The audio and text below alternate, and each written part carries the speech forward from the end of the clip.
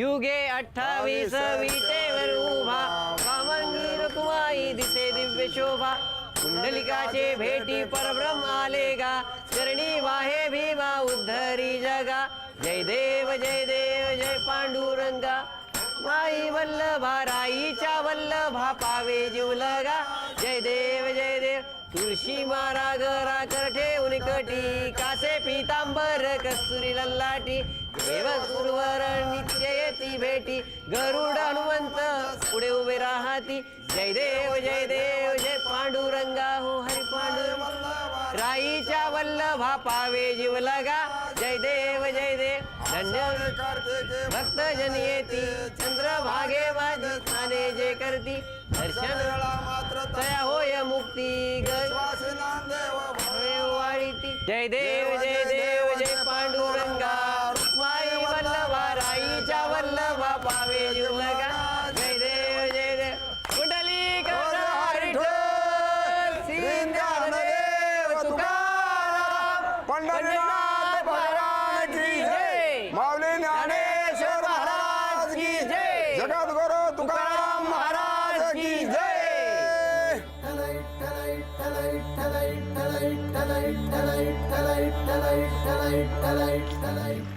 संतूर सह प्रस्तुत गजर कीर्तनाचा सोहळा आनंदाचा सकाळच्या पारी वंदुनी श्रीहरी वासुदेव धावतोय तुम्हाला पंढरीची वारी माऊली तुम्हा सगळ्यांना माझ्याकडून वासुदेवाकडून आणि पूर्ण झी टॉकीजच्या टीम कडून आषाढी एकादशीच्या खूप खूप शुभेच्छा मनपूर्वक शुभेच्छा माऊली वासुदेवाची स्वारी शेवटी पोहोचली आहे पंढरपुरामध्ये माऊली काय उत्साह आहे वारकऱ्यांचा सगळ्यांची तहान भूक जणू पळून गेली आहे त्या कळसाकडे बघून सगळ्यांचा आळस दूर गेलाय माऊली आणि जो तो धावा करतोय माऊली खरंच माझा पांडुरंग अवघ्या विश्वाचा कैवारी आहे माझा पांडुरंग म्हणजे जगाचं वैभव आहे माऊली त्यामुळे सगळे वारकरी पांडुरंगाच्या दिशेने पंढरीमध्ये धावत असतात वारीमध्ये म्हणूनच सगळ्या वारकऱ्यांचे पाय पंढरीच्या दिशेने ओढले जातात वारीमध्ये ओढले जातात माऊली माऊली ही सगळी रांग पांडुरंगाच्या दर्शनासाठी आसुसलेली आहे माऊली प्रत्येकाला पांडुरंग कळणार आहे पांडुरंगाची प्रत्येक गोष्ट कळणार आहे इथल्या प्रत्येक पायरीचे महत्त्व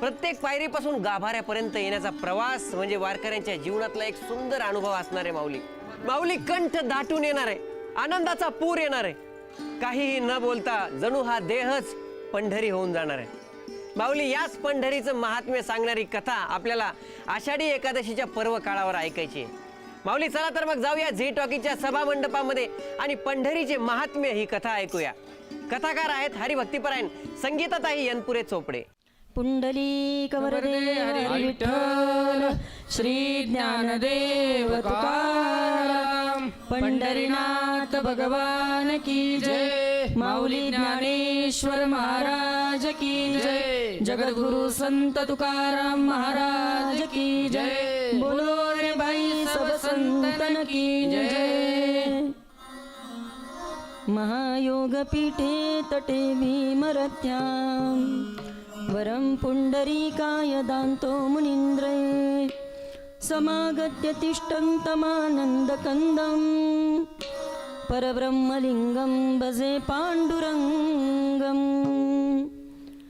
जयांचे किलिया स्मरण होय सकळ विद्यांचे अधिकरण तेची वंदू श्रीचरण श्री गुरूंचे ते नमस्कारोनी आता मस्तक हे पायावरी या वारकरी संतांच्या मुक्त कैवल्य तेजोनिधी भगवान श्री ज्ञानोबराया जगद्गुरु श्री संत तुकोबराया आदी करून सर्व संतांच्या चरणी साष्टांग अभिवादन करते मायबाप श्रोत्यांना वंदन करते आणि या निरूपणाला सुरुवात करते कैवल्य साम्राज्य चक्रवर्ती माऊली महावैष्णव ज्ञानोबराया यांचा 750वा जन्मोत्सव सोहळा याही वर्षी या ठिकाणी वाजत गाजत पंढरीच्या दिशेनं पावलं टाकत या ठिकाणी निघालेली विठुरायाकडं चालणारी ही दिंडी आषाढी वारीचा हा असणारा सुंदर पर्वकाळ आणि आज तो असणारा अत्यंत गोड आणि महत्त्वाचा दिवस म्हणजे एकादशी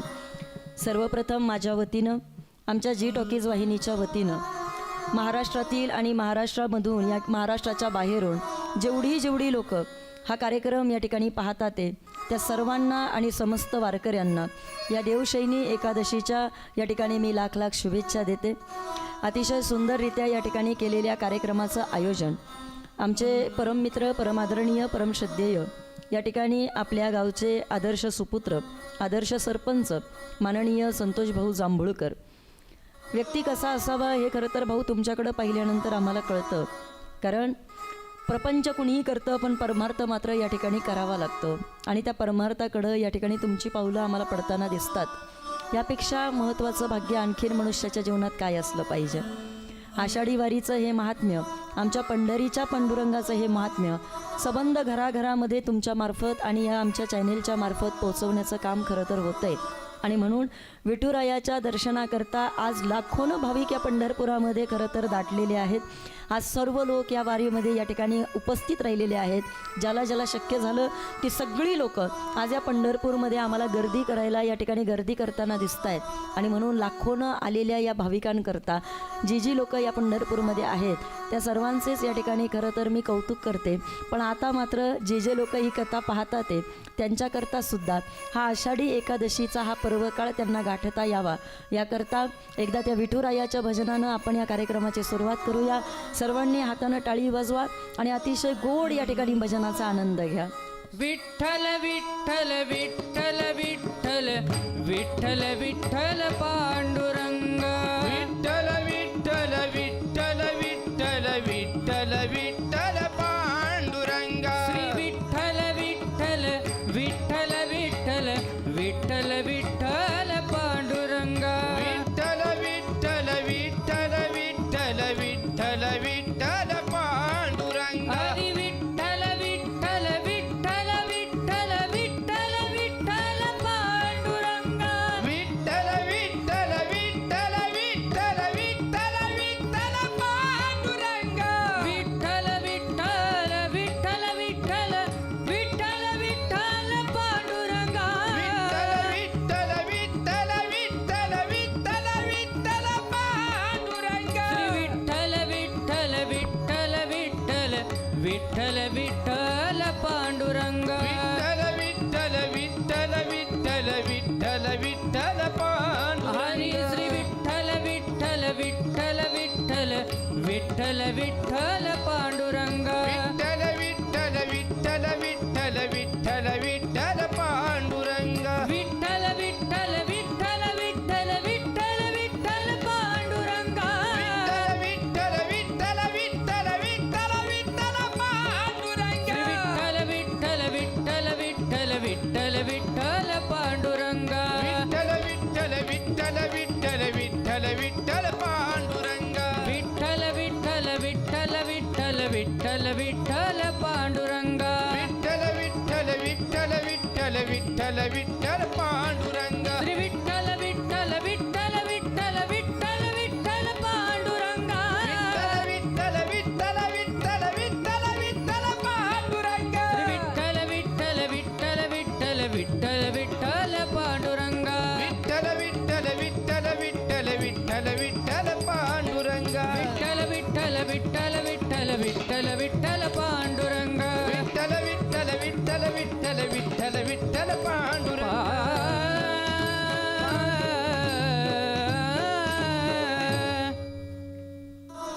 बऱ्याच दिवसापासून ज्या दिवसाची खरं तर आम्ही सगळे वारकरी वाट पाहतोय तो असणारा आजचा हा महत्त्वाचा दिवस म्हणजे आषाढी एकादशीचा सोहळा.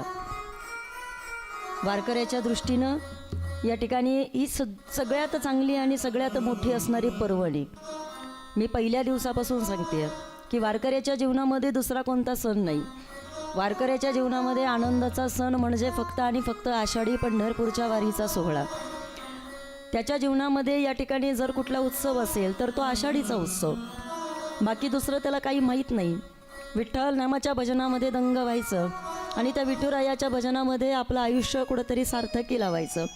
बस त्याला दुसरं बाकी या ठिकाणी कशामध्ये सुख वाटत नाही, दुसरं कशामध्ये त्याला आनंद वाटत नाही. आणि मग मजल नरमजल करत करत एक एक मुक्काम या ठिकाणी गाठला आणि ज्ञानोबाची पालखी, तुकोबाची पालखी, निवृत्तीदादाची पालखी, चोखोबारायांची, गोरोबा काकांची, जनाबाईची, मुक्ताईची, सर्वांच्या पालख्या आज या ठिकाणी पंढरपूरमध्ये इथं आम्हाला सगळ्यांच्या पालख्या दिसू लागल्या. उंच उंच पताका इथं डोलताना दिसतात आहे. पुष्पांचा वर्षाव होतोय आणि विठुरायाच्या या भजनामध्ये अवघी पंढरी आम्हाला या ठिकाणी दुमदुमलेली पाहायला मिळते. तुम्ही पहा, आज तुम्ही कुठल्याही या ठिकाणी बातमीचा चॅनल जर पाहिला तर प्रत्येक बातम्यांच्या चॅनलवरती तुम्हाला आषाढी वारीशिवाय दुसरं काही पाहायला मिळणार नाही. तुम्ही आज कुठंही जा, तुम्हाला आषाढी वारीशिवाय दुसरी कोणती चर्चा ऐकायला मिळणार नाही. का? कारण ते आयुष्यामधलं सगळ्यात मोठा पाहण्यासारखं, ज्याला दृष्ट लागावी असं देखणं स्वरूप जिथं आम्हाला पाहायला मिळतं, तो असणारा हा पवित्र सोहळा. किती बोलावं, किती वर्णन करावं या सोहळ्याचं, त्याच्याकरता खरं तर शब्द अपुरे पडतील, तर कथा काय. काही मर्यादित वेळेमध्ये जितकं जमतंय तितकं आम्ही मांडण्याचा प्रयत्न करतोय. पण इथं एक एक संत येतात ते, एकेका संतांची वारी सांगायला लागलो तर वेळ कमी पडेल आम्हाला. इथं आयुष्याचीच वारी आम्हाला या ठिकाणी चुकवायची, म्हणून तर कुठंतरी ही वारी आम्ही पाहण्याचा प्रयत्न करतोय. बाकी दुसरा कोणताही हेतू नाही आहे. आयुष्यामध्ये सुद्धा आम्ही वारी करतोच आहे आणि पंढरीची सुद्धा वारी केली जातेच आहे. तुम्ही म्हणाल ताई, आयुष्याची कोणती वारी आहे का जी आमची या ठिकाणी चालली आहे? मी तर म्हणेल वारी नाही, आयुष्यामध्ये आपली फक्त फजितीच चालू आहे, बाकी दुसरं काहीच नाही. फजिती नाही तर मग दुसरं काय बाबा, सांगा बरं. हां, आपल्याला वाटतंय सगळं आपल्या हातात आहे, पण आपल्या हातात काय आहे हो? काहीच नाही आपल्या हातामध्ये. आपल्याला वाटतंय हे सगळं माझं आहे, पण काय हो आपलं? काहीच नाही आपलं. हां, पण आषाढी वारीच्या सोहळ्याचं पुण्य विचारा बरं, कुणाला देता येईल का? नाही देता येत. माझं कशाला म्हणावं, हे वारीनं आम्हाला शिकवलं. आपलं काय आहे खरं ते वारीनं आम्हाला शिकवलं. या पंढरीच्या महात्म्यानं आम्हाला शिकवलं की नेमकं कशाला खरं महत्त्व दिलं पाहिजे. आम्ही आयुष्यभर प्रपंचामधल्या गोष्टींना महत्त्व दिलं, पण पंढरीच्या महात्म्याच्या कथेनं आम्हाला सांगितलं की त्याच्यापेक्षा सगळ्यात जास्त महत्त्व हे माणसाच्या जीवनामध्ये परमार्थाला आहे. त्याच्यापेक्षा सगळ्यात जास्त महत्त्व माणसाच्या जीवनामध्ये हे त्यानं केलेल्या या ठिकाणी भजनाला आहे. आणि म्हणून संत आपल्याला वेळोवेळी सावध करतात की बाबा रे, तुम्ही जे करताय त्या मार्गावरती तुम्ही चाललात, पण तिथं तुमची सोडवणूक नाही, उलट दिवसेंदिवस गुंतत चाललोय, दिवसेंदिवस अडकत चाललोय, दिवसेंदिवस आम्हाला प्रपंचानं वेढलंय, दिवसेंदिवस आम्ही गुरफटत चाललोय. माणसाला वाटलं सुटलो, पण सुटत नाही, आपण अडकतच चाललोय. जांभूळकर, काय मत आहे तुमचं? बोला बोला. प्रपंचातनं कोण सुटलं हो? कोणी सुद्धा सुटलं नाही याच्यातनं. आपण सुटणार आहे का? नाही सुटणार. पण वारी सोडते ना आम्हाला, या प्रपंचामधनं वारी सोडवते आम्हाला. कसं काय बरं ताई वारी सोडवते आम्हाला? संत सावध करून सांगतात, बाबा रे, एक जन्म मरणाची वारी आहे आणि ती जन्म मरणाची वारी चुकवायची म्हणून पंढरीची वारी करायची. संतांनी धाडसानं विचारलंय सर्वांना, किती वेळा जन्मा यावे, किती व्हावे फजित, किती व्हावे फजित, किती व्हावे फजित. किती वेळा जन्मा यावे, किती व्हावे फजित, नित्य व्हावे फजित, नित्य व्हावे फजित. किती वेळा जन्मा यावे, किती व्हावे फजित, किती व्हावे फजित, किती व्हावे फजित. किती वेळा जन्म यावे, नित्य व्हावे फजित, नित्य व्हावे फजित, नित्य व्हावे फजित, फजित. संतांनी आपल्याला सांगितलं किती वेळा जन्मा यावे, नित्य व्हावे फजित. रोज रोज फजिती चालली आपली. तुम्ही पहा ना, मुलगा तरी अपमान करतो, सून तरी काहीतरी बोलते, पोरं बाळं काहीतरी बोलतात, कधी नाही कोणी बोललं तर बायको आहेच बोलायला. बघा बघा, तुमचे चेहरे सांगतात आहेत मला. कोण ना कोणतरी काही ना काहीतरी सारखं बोलतच आहे. ऐका इकडं पहा सगळेजण. संतांनी आपल्याला सांगितलं, बाबा रे, रोज कोणी ना कोणीतरी काहीतरी बोलणार आहे, रोज कोणी ना कोणीतरी काही ना काहीतरी आम्हाला या ठिकाणी सांगणार आहे, पण या सगळ्यामधून कुठंतरी सावरणारं कुणीतरी आम्हाला पाहिजे. मी एक सांगेल वाक्य तुम्हाला. पा, आयुष्यामध्ये तुम्हाला आम्हाला या ठिकाणी भरकटवणारी खूप लोक भेटतात दादा. असं करू नका, तसं करा, तसं करू नका, तसं काय करा, हे कशाला करता, ते करा, या व्यवसायानं काय होणार आहे, तो व्यवसाय करा. प्रपंचामधल्या गप्पा तुम्हाला सांगणारी लोक खूप भेटतील हो, पण परमार्थामध्ये सांगणारी लोक आपल्याला फार कमी भेटतात. मी सांगेल तुम्हाला पा भजनाला चला असं म्हणणारी लोक फार कमी आहेत दादा. फार कमी आहेत. अजून पुढे बोलू का तुम्हाला? वाईट गोष्ट माणसाला शिकवावीच लागत नाही, पण मी सांगेल तुम्हाला पा तरीसुद्धा तिथं गर्दी लोकांची जास्त आहे. हां, आणि इकडं मात्र या ठिकाणी आम्हाला गर्दी मात्र या ठिकाणी कमी पाहायला भेटते. पण हां, आषाढी वारीचा सोहळा या सगळ्याला एक अपवाद आहे. आषाढी वारीचा सोहळा या सगळ्या गोष्टींना एक उत्तर आहे. कारण तिथं जी गर्दी आम्ही पाहतोय ना, ती गर्दी आम्हाला सांगते काय, विज्ञान या ठिकाणी अनेक ठिकाणी आम्हाला प्रगती करताना दिसतं. आज विज्ञान प्रत्येक गोष्टीमध्ये आम्हाला पुढं गेलेलं दिसतंय. मोबाईल नावाचं यंत्र, मोबाईल नावाचं गॅजेट आज प्रत्येकाच्या खिशामध्ये, प्रत्येकाच्या हातामध्ये. आई, आता दुसऱ्या देशामध्ये जरी आपला एखादा व्यक्ती असेल तर आपण त्याला फोन लावू शकतो. बोला पटकन, लावू शकतो की नाही? बोलत नाही का तुमच्याकडं? जोरात बोला, लावू शकतो की नाही? अगदी परगावामध्ये कुठला एखादा माणूस असेल तर आपण त्याच्या पुढे एखादा मेसेज पटकन आपण पोहोचवू शकतो. पण ऐका, विज्ञान कितीही जरी प्रगतशील झालं असलं पण तरीसुद्धा अध्यात्माला मात्र कोणताही शॉर्टकट नाही. मी सांगेल, पूर्वी लग्न ज्या वेळेला ठरायची, लग्न ठरली त्यावेळेला पत्रिका वाटण्याकरता गावगाव फिरावं लागायचं संतोष भाऊ, बरोबर ना? गावगाव या ठिकाणी त्या घरातल्या माणसाला जावं लागायचं. 2-2 महिने जायची आई पत्रिका वाटण्याकरता. तुमच्याकडं कसं होतं? हां, बरोबर आहे ना? आता कोणी राहिलंय का आता पत्रिका वाटायला? हां, आता नाही कोणी पत्रिका वाटत. आता मोबाईलवरती पाठवतात पत्रिका. यायचंय तर या, नाही तर राहायचं. पहा तुम्ही, शॉर्टकटचा जमाना झालाय, शॉर्टकटचा. हां, शॉर्टकटचा जमाना आहे. विज्ञानामधनं तुम्हाला आम्हाला अगदी शॉर्टकटने आणून ठेवलं विज्ञानानं. पण मी सांगेल तुम्हाला पहा, कितीही जरी विज्ञान प्रगतशील असलं, मी आता जर तुम्हाला बसलेल्यांना विचारलं का हो अमुक अमुक व्यक्तीला फोन लावा, तुम्ही उठाल त्याचा नंबर डाईल कराल का लगेच त्या व्यक्तीला फोन लागेल? तुम्हाला म्हटलं अमुक अमुक परदेशामध्ये फोन लावा, तुम्ही जर फोन लावला तर तो फोन या ठिकाणी परदेशामध्ये जाईल. पण इथं बसलेल्या तुम्हाला लोकांना जर मी विचारलं का हो, तुम्ही म्हणता एवढं विज्ञान प्रगत झालं, एवढं विज्ञान पुढं गेलं, मग एक काम करा, फोन काढा आणि फोन काढून या ठिकाणी विटेवरच्या मालकाला पांडुरंगाला वैकुंठामध्ये फोन लावा. किती जण फोन लावतील? बोला बोला. वैकुंठामधल्या पांडुरंगाला तुम्हाला मी फोन लावायला सांगितला तर तो फोन तुम्हाला आम्हाला लावता येणार नाही. विज्ञान कितीही जरी प्रगतशील झालं असलं पण तरीसुद्धा अध्यात्माकरता मात्र या ठिकाणी कुठलाही शॉर्टकट नाही. त्याच्याकरता तुम्हाला वारीमधून जाऊन तुमची पावलं झिजवूनच पंढरपूरच्या मालकाचं दर्शन घ्यावं लागणार आहे. तिथं तुम्हाला तसंच जावं लागणार आहे. त्याच्याकरता तुम्हाला दुसरा कोणता पर्यायच सांगितलेला नाही. विज्ञान प्रगतशील आहे, पण ऐका, विज्ञानाचा शोध कुठपर्यंत? परब्रह्म विज्ञानाला शोधता आलं नाही. तुम्ही ऐकताय ना सगळीजण? ऐका, विज्ञानानं इतकी प्रगती केली, इतकी प्रगती केली, पण विज्ञानाला परब्रह्माचं रहस्य आजही उलगडलेलं नाही. पण त्या परब्रह्माचं दर्शन वारकऱ्यांना जिथं होतं ना त्याला पंढरपूर असं म्हटलं जातं.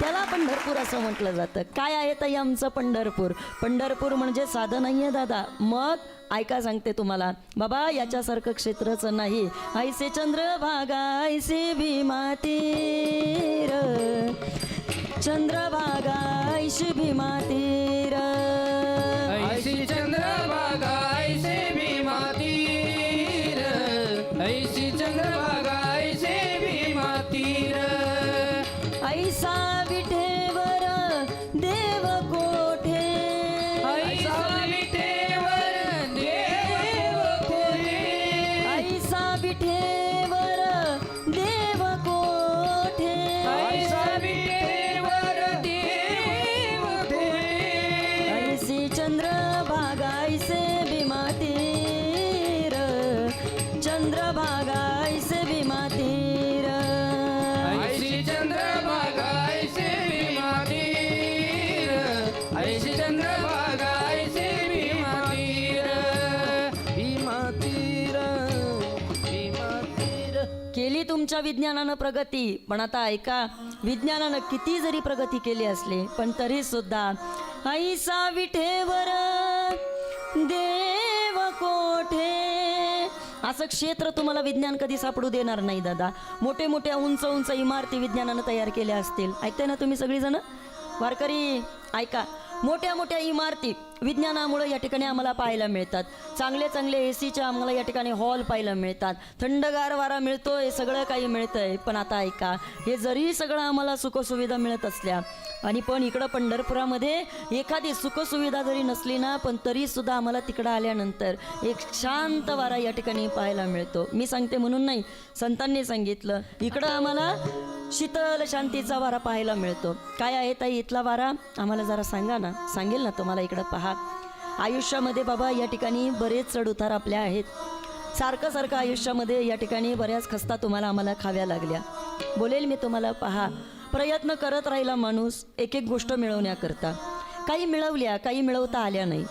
काही गोष्टी येऊन गेल्या, काही गोष्टी सुटूनही गेल्या, काही काही गोष्टी साठवता आल्या, पण काही काही गोष्टी या ठिकाणी आम्हाला साठवताही आल्या नाही. ऐकताय तुम्ही सगळीजणं, जांभूळगावची लोक, ऐका बरं का. प्रयत्न आम्ही आयुष्यभर करतोय, सगळं काही करत राहिलोय. काही मिळालंय, काही मिळालं नाही. काहींचा प्रयत्न चालू आहे. अजूनही काही लोक तडजोड करतात आहे. काही लोक आशेवर जगतात आहे. एक ना एक दिवस आम्हाला मिळेल, एक ना एक दिवस आम्ही आमचे स्वप्न पूर्ण करू. सगळीजणं आपापल्या पद्धतीनं प्रयत्न करतात आहे.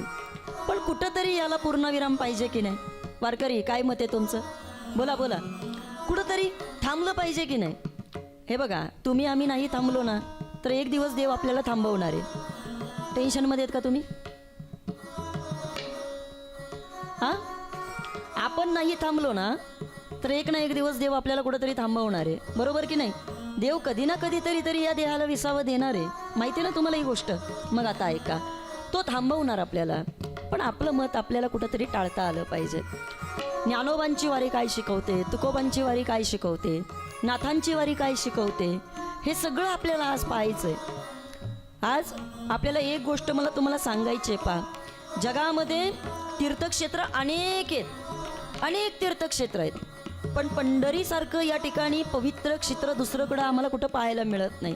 सगळ्यात सोपा असणारा देव, वारकऱ्यांकरता सगळ्यात सुलभ असणारा देव, वारकऱ्यांना कुठलाही कष्ट न करता या ठिकाणी सहज मिळणारा देव, प्रत्येक या ठिकाणी हाकेला पटकन धावणारा देव, आणि प्रत्येकाच्या इच्छा ऐकून या ठिकाणी प्रत्येक वारकऱ्याकरता पळत पळत या ठिकाणी त्याची गाऱ्हाणी ऐकूनणारा आणि त्यांच्यावरती या ठिकाणी लगेच त्याची सोडवणूक करणारा देव जर जगाच्या पाठीवर कुठं पाहायला मिळत असेल ना, तर ते एकमेव क्षेत्र म्हणजे पंढरपूरचा पांडुरंग.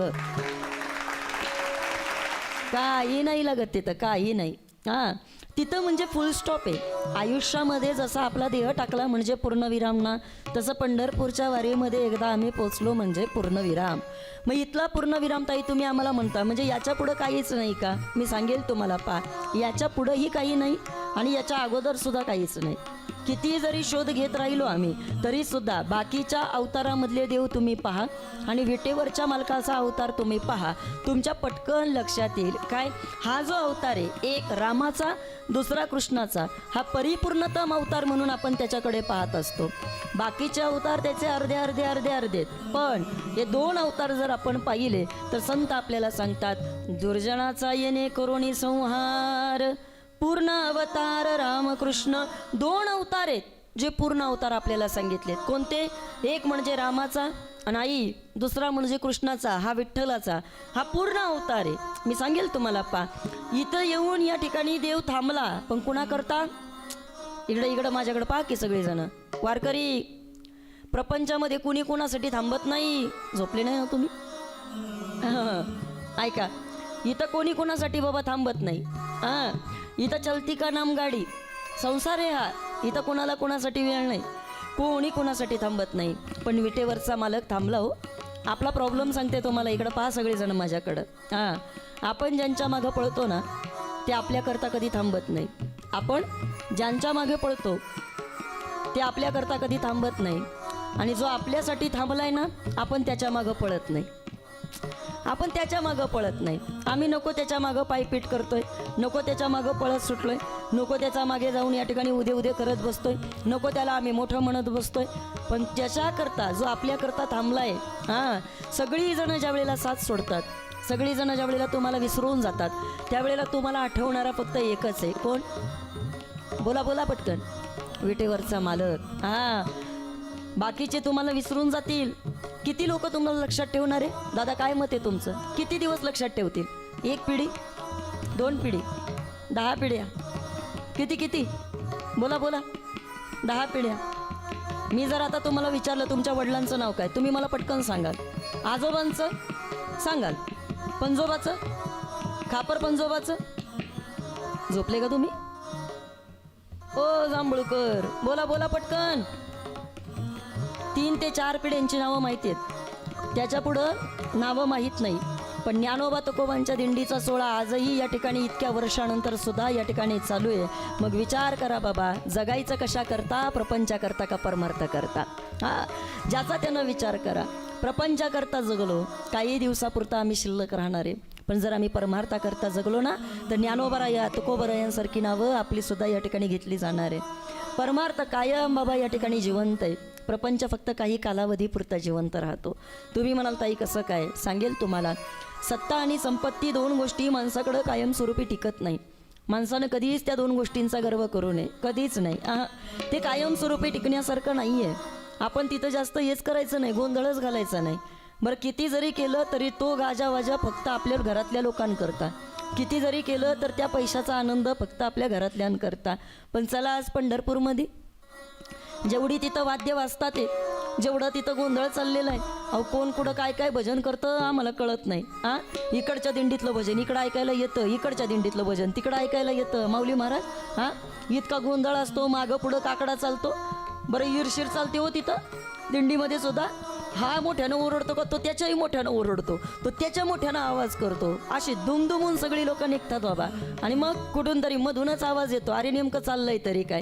बाकीचा सोहळा, बाकीची लोक बाबा या ठिकाणी आम्हाला इकडं तिकडं गाजावाजा करताना दिसतात ना, पण तो गाजावाजा फक्त आणि फक्त प्रपंचापुरता आम्हाला मर्यादित दिसतो. पण ज्या वेळेला पंढरपूरमध्ये ज्या वेळेला सगळा काही गाजावाजा होतो ना, त्यावेळेला लोकांना सुद्धा विचारावं लागतं, काय या पंढरपुरात, या पंढरपुरात काय वाजत गाजत, काय वाजत गाजत, सोन्याचं बाशिंग लगीन देवाचं लागत, सोन्याचं बाशिंग लगीन देवाचं लागत. पंढरपुरात, पंढरपुरात काय वाजत गाजत, काय वाजत गाजत, सोन्याचं बाशिंग लगीन देवाचं लागत, सोन्याचं बाशिंग लगीन देवाचं लागत, सोन्याचं बाशिंग लगीन देवाचं लागत.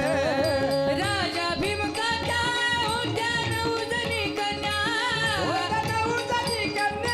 होत्या नवजनी कन्या, धाकली रुक्मिणा दिली पंढरीच्या वाण्या, दिली पंढरीच्या वाण्या.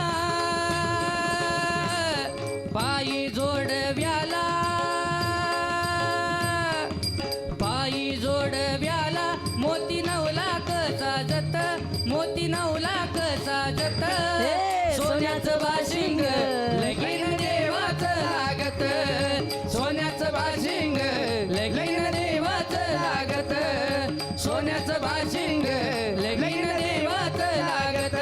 या पंढरपुरात काय वाजत गाजत, काय वाजत गाजत, सोन्याचं बाशिंग लगीन देवाचं लागत, सोन्याचं बाशिंग लगीन देवाचं लागत, सोन्याचं बाशिंग लगीन देवाचं लागत, सोन्याचं बाशिंग लगीन देवाचं लागत, सोन्याचं बाशिंग लगीन देवाचं लागत.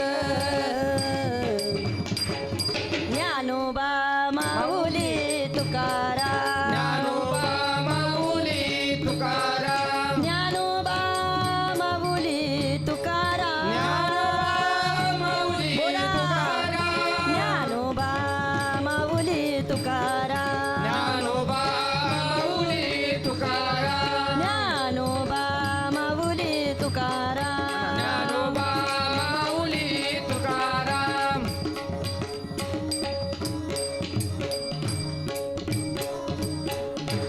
प्रपंचामध्ये किती गाजावाजा झाला, एकच दिवसाचा गाजावाजा असतो, लग्नाचा. नाही कळलं तुम्हाला? बाबा ते पण मुहूर्तावं लागलं तर ठीक आहे, हल्ली पत्रिकेमध्ये बारामण काका मुहूर्त देतात 6चा आणि लग्न लागते रात्री 9 वाजता. माहिती का तुम्हाला हे? नाही माहिती? हां, मला सांगा, जे लग्न मुहूर्तावर लागत नाही, नको त्या वेळेला वाजतं, नाही कळलं तुम्हाला? झोपले का काय? मग तिकडं नको त्या वेळेलाच वाजतं. हां, सांगेल मी तुम्हाला. प्रपंचामध्ये जी गाजावाजा आहे ना, हां, तो एक दिवसाचा असतो. पण तिथं सुद्धा या ठिकाणी चुकलं का सगळं चुकून जातं. पंढरपुरामध्ये तसं नाही आहे. आज सगळी लोक तिथं बाबा तो आनंद घेतात. ते ज्याच्या त्याच्या दिंड्या आहे, ज्याचा त्याचा सोहळा आहे, ज्याचा त्याचा आनंद आहे. मग चला, आज या वारीमध्ये ताई आम्हाला एक आगळा वेगळा विसावा पाहायला मिळतोय. काय विसावा आहे? ज्ञानोबा यांना विचारा, ज्ञानोबा तुम्हाला सांगतील. तुकोबा यांना विचारा, तुकोबा तुम्हाला सांगतील. आयुष्यामध्ये सगळ्या गोष्टींकरता आम्ही तडजोड करत राहिलो, सगळ्या गोष्टींकरता आम्ही पळत राहिलो. पण आता इकडे ऐका बरं का जांभूळकर, समाजाची एक गंमत सांगते तुम्हाला. लोकांचा एक स्वभाव आहे, कोणता माहिती आहे का? तुमच्याकडनं जोपर्यंत लोकांना गरज आहे ना तुमची, तोपर्यंत ही लोक तुमच्यापाशी गोडगोड येऊन बोलतात. महिला वर्ग इकडे बघा, माझ्याकडे पहा सगळ्याजणी. एवढी वर्ष झालं लग्न करून तुम्ही जांभूळ गावामध्ये आलात, बरोबर? घरामध्ये कधी भांड्याला घाण लागू दिली नाही, घरात कधी कचरा तुम्ही नीट या ठिकाणी कधी पडू दिला नाही, बरोबर की नाही? कपड्यांच्या घड्या व्यवस्थित घातल्या, भांडी कुंडी सगळी व्यवस्थित केली, सगळ्यांचं जेवण खाणं पिणं सगळं व्यवस्थित केलं. इकडं माझ्याकडं ऐका ना, एवढं सगळं तुम्ही प्रपंचामध्ये मन लावून काम केलं. आतापर्यंत कधी असं झालंय का? आता सरपंच भाऊंनी काम केलं, बरोबर? गावानं त्यांना आदर्श सरपंच म्हणून जाहीर केलं, बरोबर की नाही? गावानं भाऊ तुमचं काम चांगलं आहे, बरोबर? गावाकरता काम चालू आहे. लोकांनी तुम्हाला इथं पुरस्कृत केलं की चला तुम्हाला आम्ही आदर्श सरपंच म्हणून पुरस्कार देतो. महिला वर्ग, लग्न करून झालं, एवढी वर्ष झालं जांभूळमध्ये आलात, गावानं कधी असं ठरवलं का बाई काय सुंदर प्रपंच केला, चला चला हिचा सन्मान करूया आपण, लय छान भांडी घासते म्हणून? बोला बोला बोला. प्रपंच कितीही करा दादा, सन्मान होत नाही. काम गावाकरता आहे म्हणून पुरस्कार आहे, काम लोकांकरता आहे म्हणून कौतुक आहे. परमार्थ ज्या वेळेला आपण सगळ्यांमध्ये येऊन करतो, कारण ज्ञानोबारायांचं स्वप्न होतं कोणतं? का ही सगळी लोक सुखी झाली पाहिजेत. ज्ञानोबाराया निवृत्ती दादांना म्हणतात, दादा मला दुसरं काही नको, माझी फक्त एकच इच्छा आहे. आता विश्वात्मके देवे येणे वाग्यज्ञे तोषावे, तोषोणी मज द्यावे पसाय दान हे. पण एकच इच्छा आहे, कोणती? येथ म्हणे श्री विश्वेश्वरा हो, आ होईल दान पसाव. ज्ञानोबाराया म्हणतात माझी दुसरी कोणतीच इच्छा नाही. तुम्हाला द्यायचंय ना निवृत्ती दादा, फक्त एवढं मला द्या, एवढं दान द्या, बाकी काहीच नको. ज्या वेळेला ही सगळी लोक सुखी झालेली मी पाहिल ना, त्यावेळेला माझी सगळी डोळ्याची पारणं फिटतील, बाकी मला काहीच नको. स्वतःकरता केला जातो त्याला प्रपंच म्हटला जातो, पण सगळ्यांकरता केला जातो त्याला परमार्थ असं म्हटलं जातं. मला सांगा, इथं बसलेल्या प्रत्येकानं ज्ञानोबाराया पंढरपूरला गेले होते, बरोबर आहे? माझ्या जीवीची आवडी पंढरपूर आणि इलगुडी. ज्ञानोबा पंढरपूरला गेले होते, विटेवरच्या मालकाचं दर्शन ज्ञानोबारायांनी घेतलं होतं. मग सगळ्या वारकऱ्यांना घेऊन जायची ज्ञानोबारायांना काय गरज होती? बोला बोला, मला सांगा. इकडे माझ्याकडं पहा. आपल्या एखाद्याला जर एखाद्या लाखाची लॉटरी लागली, बरोबर? लाख आता कमी झाले, 1 कोटीची लॉटरी. कोटी बरं झालं ना, जरा ऐकायला पण बरं वाटतं, जरा आहे ना, उंचीवरती जरा गेलं म्हणजे. इकडं हां मावशी ऐका, आता इकडं पहा. 1 कोटीची लॉटरी जर आपल्याला लागली, मग मला सांगा तुम्ही काय म्हणाल? चला चला सगळ्या गावानं मिळून वाटून खाऊया आता 1 कोटीची लॉटरी, असं म्हणणार आहे का? एकटाच, बरोबर आहे ना? ऐका इकडं पहा, 1 कोटीची लॉटरी जरी लागली तरी सुद्धा बाबा आपण एकटंच खातो की नाही? पण आता ऐका, भगवंताला पाहण्याचं सुख ज्या संतांना लाभलं, किती मोठी लॉटरी या ठिकाणी संतांच्या आयुष्यामध्ये त्यांना लागलेली होती, पण ती सगळी लॉटरी मात्र स्वतःपुरती मर्यादित न ठेवता सगळ्या जगाला अशीच्या अशी बाबा त्यांनी वाटून टाकली ना, त्यांना संत म्हणतात. त्यांना संत म्हणतात. सगळ्या जगाला देऊन टाकलं, सगळा दरवाजे मोकळे करून टाकले. या रे लहान तोर, यासी बलती नारी नर, करावा विचार न लगे चिंता कवणासे. प्रपंचामध्ये लोक तुमचा विचार करणार नाही, पण तुम्ही काळजी करू नका. बुडते हे जन न देखवी डोळा, आम्हाला तुमचा कळवळा अजूनही अंतःकरणामध्ये आहे. आम्हाला वाटतंय काय तुमचं कल्याण व्हावं, आम्हाला वाटतंय तुमचं चांगलं व्हावं. आमची इच्छा आहे तुम्ही सर्वांनी आनंदी व्हावं. आमची इच्छा आहे तुम्ही सुद्धा आमच्या भजनामध्ये डोलावं. आमची इच्छा आहे तुम्ही सुद्धा आमच्यासारखं नाचावं. तर आमची इच्छा आहे काय, तुम्ही सुद्धा वाजत गाजत पालखीसोबत आमच्याबरोबर पंढरपूरला यावं. मी सांगेल तुम्हाला, पहा, प्रत्येक संतांनी आम्हाला काही ना काहीतरी ज्ञान या वारीच्या माध्यमातून दिलं. वारी कशा करता आम्ही पाहिली. बाबा ज्ञानोबरायांच्या सोहळ्यामध्ये चालताना, तुकोबरायांच्या सोहळ्यामध्ये चालताना आज प्रत्येक वारकरी उन्हाला सामोरं जात होता, वाऱ्याला सामोरं जात होता, पावसाला सामोरं जात होता. कधी कधी वेळ यायची का या ठिकाणी कापड आपल्या एक प्लॅस्टिकचा कागद ते आपल्या डोक्यावरती घेऊन वारकऱ्यांना चालावं लागायचं. हातापायाला वाम यायचे, हातपाय थंड पडायचे, चालता चालता पायाला फोड यायचे. पण हे सगळं असताना सुद्धा सगळे वारकरी या ठिकाणी फक्त एकच इच्छा मनामध्ये धरत होते, जाऊ दे देवा, किती त्रास झाला ना तरी सुद्धा या ठिकाणी तो त्रास सहन करायला मी तयार आहे. मी एक बोलू का? इकडे माझ्याकडं पहा, ऐका. आयुष्यामध्ये हार मानणारी जी माणसं आहेत ना, त्या प्रत्येक हार मानणाऱ्या माणसानं एकदा फक्त ज्ञानोबरायांच्या सोहळ्यामध्ये जर चालला ना, एक माणूस, जो माणूस या ठिकाणी ज्ञानोबरायांच्या सोहळ्यामध्ये चालेल ना, आयुष्यामध्ये कधीच त्याला आत्महत्या करावीशी वाटणार नाही, कधीच त्याला आत्महत्या करावीशी वाटणार नाही. जो ज्ञानोबाच्या सोहळ्यामध्ये चालतो ना, त्याला कधी चुकीचं पाऊल टाकावं असं वाटणार नाही. जो माणूस या ठिकाणी तुकोबरायांच्या सोहळ्यामध्ये चालेल ना, तो प्रपंचामध्ये संपत्ती करता कधी भांडणार नाही. जो माणूस या ठिकाणी नाथबाबांच्या सोहळ्यामध्ये तुम्हाला आम्हाला चालताना दिसेल ना, तो माणूस या ठिकाणी कधी कोणाला उलट बोलताना आम्हाला दिसणार नाही. जो माणूस मुक्ताई आई साहेबांच्या सोहळ्यामध्ये आम्हाला चालताना दिसेल ना, बाबा ऐका, इकडं पहा सगळेजण, तो व्यक्ती आम्हाला कधी या ठिकाणी कोणत्या मोठ्या माणसाला उलट बोलताना आम्हाला दिसणार नाही. ऐकताय तुम्ही सगळेजण? ऐका. या संतांच्या वारीनं आम्हाला या ठिकाणी आयुष्याची वारी शिकवली. या संतांच्या वारीनं तुम्हाला आम्हाला आयुष्य चांगलं कसं या ठिकाणी कडेला नेता येईल ते खरं तर या वारीनं आम्हाला शिकवलं. वारी आम्हाला काय शिकवते? आज पंढरपूरमध्ये या दिंड्या पोहोचल्या, पण इथपर्यंत पोहोचत असताना या अशाच नाही पोहोचल्या, मग प्रत्येक परिस्थितीला त्या सामोऱ्या गेल्या होत्या. मग आज या कथेच्या माध्यमातून हा एक संदेश आहे तुम्हाला आम्हाला प्रत्येकाला, की अरे बघा त्या वारकऱ्यांकडे, बघा त्या सगळ्या असणाऱ्या तमाम या ठिकाणी सगळ्या वारकऱ्यांकडं, ज्यांनी या ठिकाणी वयाची मर्यादा या ठिकाणी स्वीकारली, आपल्या वयाकडं पाहिलं नाही, ज्यांनी आपल्या स्वतःच्या शरीराकडं पाहिलं नाही. अरे थकलेले भागलेले वारकरी रस्त्यानं चालताना पायात पाय अडकून पडत होते, रस्त्यानं चालताना पायाला फोड येत होते, कुणाचे पायामधनं रक्त येत होतं, कुणाचे पाय इकडं वाकडे तिकडे पडत होते. पण एवढं सगळं असताना सुद्धा या ठिकाणी पंढरपूरच्या मालकाला भेटण्याची आस अंतःकरणामध्ये ठेवून प्रत्येक गोष्टीला जसे ते सामोरे जात होते ना, तसे आयुष्यामध्ये फक्त एवढी गोष्ट या ठिकाणी जरी आम्ही शिकलो आणि आयुष्यामध्ये प्रत्येक येणाऱ्या संकटाकडं आम्ही नुसतं या वारीसारखं जरी पाहिलं ना, तरी आयुष्यातलं संकट असंच अलगद बाजूला निघून जाईल,